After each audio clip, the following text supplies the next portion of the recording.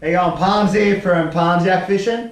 Today I wanted to do a little video in regards to running a shock leader when we're kayak fishing, and one of the most important parts of that system, the rigging system, which is the FG knot.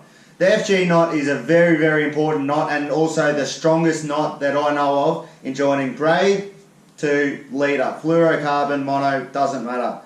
Essentially what the knot is, it's a longer knot that gives you a lot of castability, and it is very, very strong once done right. So the shock leader is very important for two reasons. Number one, when you're fishing out of kayak and when we're fishing around very structure orientated grounds and whatever, it gives us a little bit of extra safety so that we're not getting snapped off when the fish are diving down and around the structure or the reefs or whatnot. The second bit is that once we've got the fish up to the boat, a lot of the times they'll start ducking in and over, I don't think that's going to happen, but under and around the boat. When you've got just your normal braid system running to a 1.2 litre, it is very likely that you will be, snagging your braid up against the kayak, and you might lose a fish. To eliminate or to reduce that risk, what we're going to be doing is running a shock leader. The shock leader is usually 3-4 metres in length, and then you go to your running sinker rig, which is, even if you're running a paternoster, it doesn't matter, you still got to use it. Your swivel, and then your running sinker and your hook. Righto, so now that we know why we've got to run a shock leader and what not to use, I'll go ahead and show you how to do it. So here we have 60 pound braid and 80 pound wind on. That's probably my favourite setup for fishing around Western Port and the estuaries. This knot starts off with getting yourself about 200 mil of the braid and about 50-80 mil of the leader. Pull down and create tension in your rod setup, and then pinch your braid.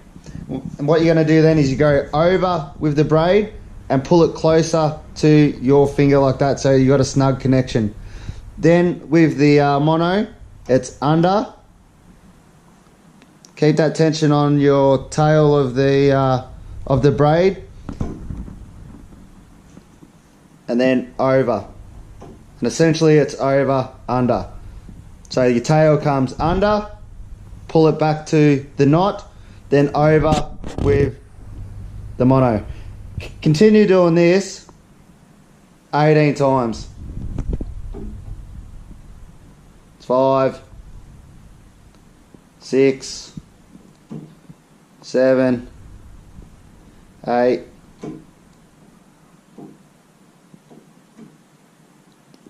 9,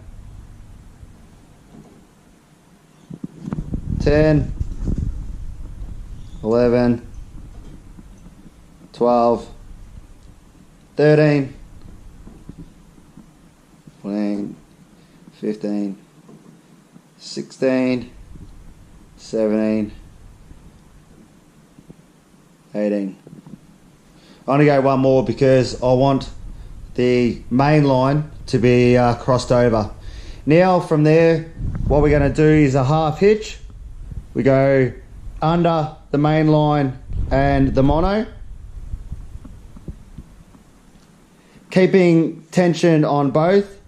Pull it down, keep tension on the rod tip, and then pull down to where you've done all the cross hitches. From there, you're going to go to the other side. So go over, make that hole, pull that line through, create tension on the rod tip, and you're pulling the half hitch down to the knot once again. You're going to repeat this twice. Under, bring it down, pull tension on the rod tip, pull it down. And then the last one, over the top. Work it down, and then boom. Now you can finish it off like that, but I don't like to.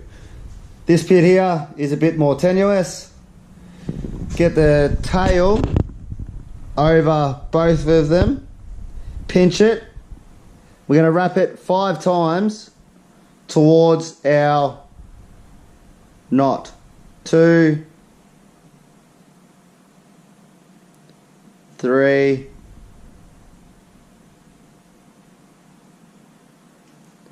4, 5. Then pinch the tail section close to the knot, and you can see here that this loop wants to pull that way to unravel, and you want to work with it and unravel it. So keep winding your loop back, forcing this bit over where you've just done your loops. Pinch it when you've done it. 2, 3, 4. Now you'll see you've got a loose loop.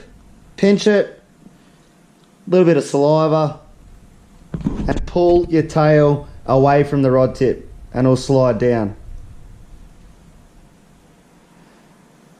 Now this bit here, grab your rod tip in your main and just give it a little bit.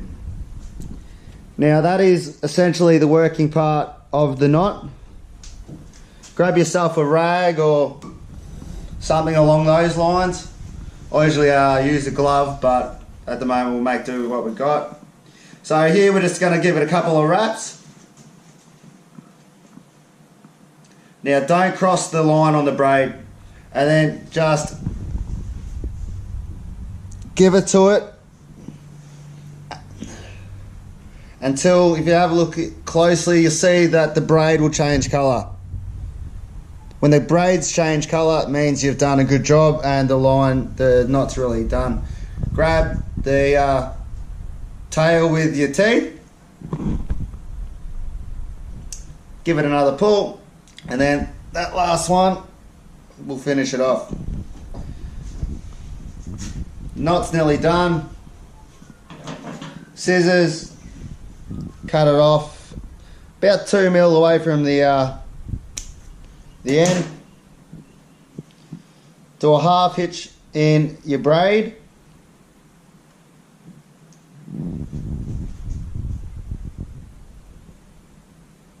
And push it down to the base of your knot as low as you can.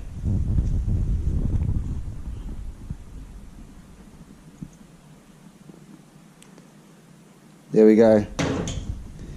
Cut that.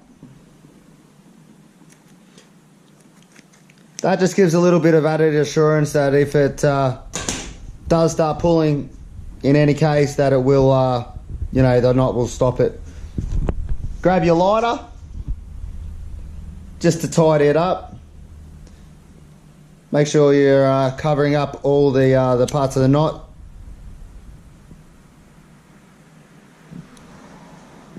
And just give that a little singe so it doesn't bear up. Now you're going to be looking at your leader, and we're going to be doing that as well. We just want to make a little toe ball part out of it. We don't want to form any sharp edges.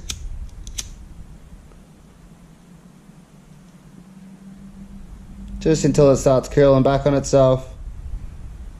And there we have it. Round it off. And there is an FG knot. That is 100% strong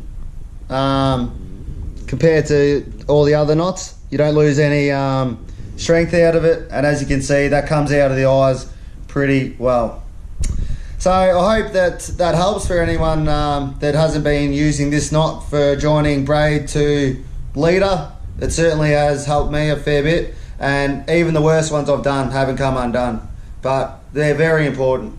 Running that shock leader is massively important. They're not easy to do on the kayak. You do have to make up time for it, but they're bloody good knot. So anyway, I hope it helps, and I'll see you on the next one.